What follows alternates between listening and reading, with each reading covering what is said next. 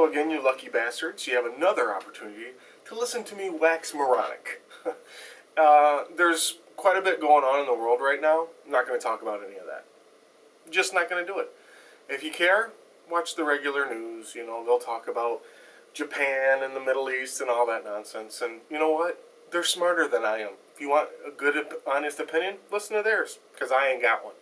I spent a lot of time in Cleveland last week. I still don't really like the area.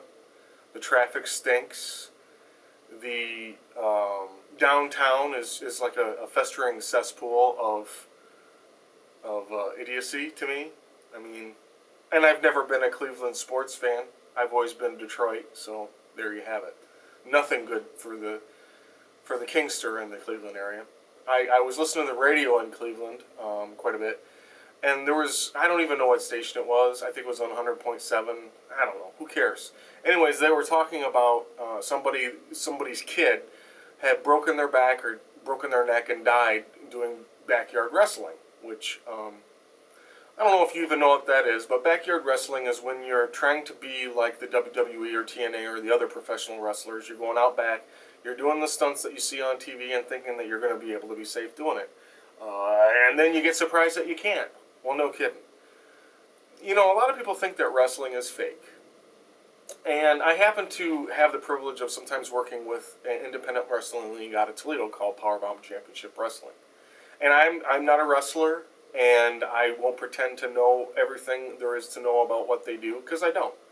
You know, I'm the sound guy. I don't wrestle. But I will tell you, after talking to a couple of them, that you don't just go out and start wrestling, okay? You train for that. And they're trained to know how to fall without getting hurt. But not only that, they're trained to know how to fall when something's gone wrong and not to get hurt. Because a lot of times, they'll screw up. You know, either their timing is off, one of the other wrestlers' timing is off, or, you know, something breaks, like they're standing on something and it breaks when it's not supposed to. And they'll fall when it's not planned.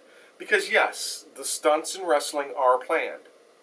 That doesn't make them any less dangerous, and that doesn't mean the people doing them are any less athletic. Most wrestlers are incredibly athletic. Even the big fat guys are athletic because they have great timing. They usually have a terrific cardiovascular because, you know, running around in that ring for 10 minutes, most of us couldn't do it. I know I couldn't. I'd be huffing and puffing after a minute.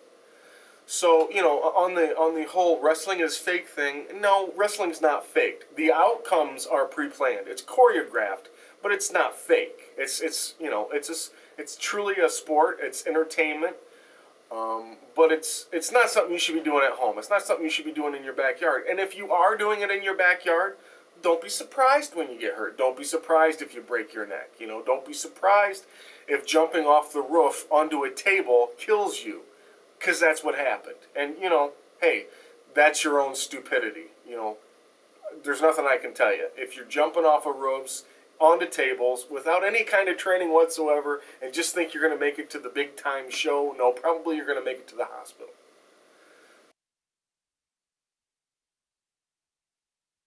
Poopy Cola, the pop that tastes like shit. Yeah! You know, last week I posted something on my Facebook page regarding the zombie apocalypse, which is a favorite subject of mine and a lot of other people's.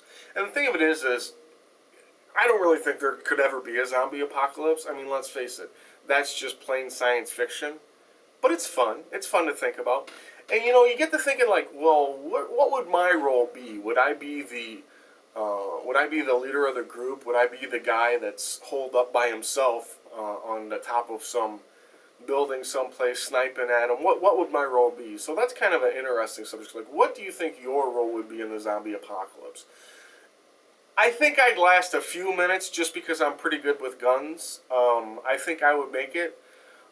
I don't think that I would be the guy that lives forever because eventually I'm going to get tired of running and I'm going to either run out of ammunition or someone's going to feed me to a zombie. Because, you know, like, I'm out of shape. I don't have the cardiovascular. Hey, if you've seen Zombieland, you know cardiovascular is important. You want to be the guy that can run. Even though they classically move like this, you get a million of them moving like that towards you, and you're going to have to juck and jive around. But anyway, So what do you think your role would be in the zombie apocalypse? Who would you be? Would you be the hero? Would you be the zombie bait? Would you be the gratuitous boob scene? I mean, what would you be, honestly? Tell us, what would you be in the zombie apocalypse? That's what I have for you today. I'm also probably going to be horsing around with special effects a little bit in the next few weeks, just for an example of this. Pretty cool, huh? Yeah, well, anyways, stupid things like that, just to kind of show off, or I don't even really think show off, just to kind of mess around with special effects, kind of learning about them. But anyway, so tell me your role in the zombie apocalypse, and what's your feedback on pro wrestling? What do you think about it? And be careful what you say. So, anyways, I'll see you next time. Bye.